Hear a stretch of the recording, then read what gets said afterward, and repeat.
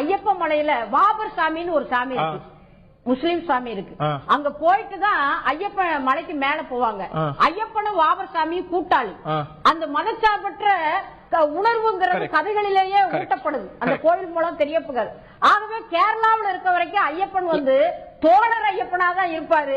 அவர் நிச்சயமாக புரிதலுக்காக தெரியாம நான் தெரிஞ்சுக்கதான் கேட்கிறேன். இந்த வாபர் சாமி மசூதிக்குள்ள பெண்கள் எல்லாம் போயிட்டு வந்துடுறாங்களா?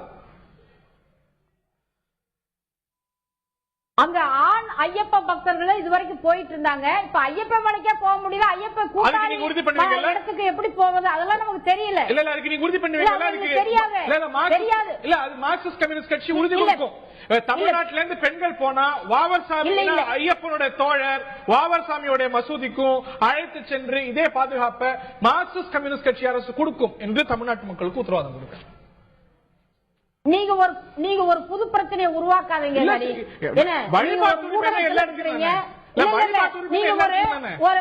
நீங்க ஒரு புது பிரச்சனையை உருவாக்காதீங்க.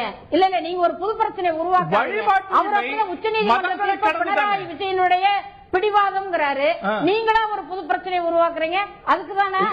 இல்ல அப்படி உருவாக்காதீங்க. ஆன்மீகம்ங்கிறது என்ன?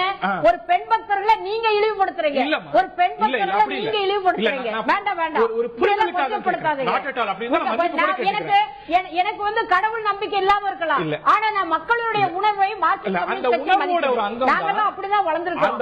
மக்களுடைய அந்த ஆன்மீகம் ஐயப்ப சாமிய இல்ல ஐயப்ப சாமிய இல்ல ஹரி இங்க பாருங்க, ஐயப்ப சாமிய நீங்க கடவுளா பாக்குறீங்க, நாங்க மக்களினுடைய உணர்வா பாக்குறோம். அவ்வளவுதான். அந்த உணர்வுடைய அங்கம் தான் வாவர் சாமி மசூதிக்கு போயிட்டு அப்புறம் மேல போனோம் அப்படின்னு. அது ஆண் பக்தர்கள் போயிட்டு இருந்தாங்க. பெண் பக்தர்களுக்கும் நீங்க உத்தரவாதம் படுத்துவீங்களா இல்லையாங்கிறது தான் கேள்வி.